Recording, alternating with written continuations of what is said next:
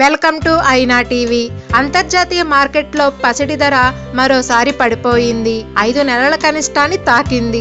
Dollar విలువ బాగా పుంజుకోవడం, December నెలలో ఫెడ్ వడ్డన తప్పదన్న అంచనాలతో పసిడి భారీ పతనాన్ని నమోదు చేసింది. ఇందుకు కారణం లేకపోలేదు.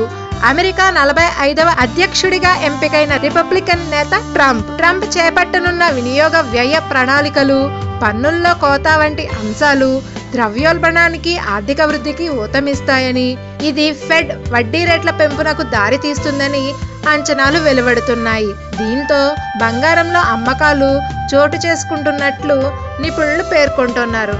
మరోవైపు డాలర్ విలువ బాగా పుంజుకుంది. తాజాగా 9 నెలల గరిష్టాన్ని నమోదు చేసింది. కాగా అమెరికా ఆర్థిక వృద్ధి అవకాశాలు తగినంత బలంగా కనిపిస్తున్న నేపథ్యంలో వడ్డీ రేట్లు క్రమంగా పెరిగే అవకాశం ఉందని Fed vice chairman Stanley Fischer వెల్లడించిన సంగతి తెలిసిందే. మరి ఫెడ్ వడ్డీ రేట్లు ఎంతవరకు పెరుగుతాయి, బంగారం ఎంతవరకు క్షీణిస్తుంది అంటే మనం డిసెంబర్ వరకు వేచి చూడాల్సిన విషయం. ఈ న్యూస్ మీకు నచ్చితే లైక్ చేయండి, మరి నచ్చితే షేర్ చేయండి. గోల్డ్ కు సంబంధించి మరిన్ని అప్డేట్స్ కోసం ఐనా టీవీకి సబ్స్క్రైబ్ చేయండి.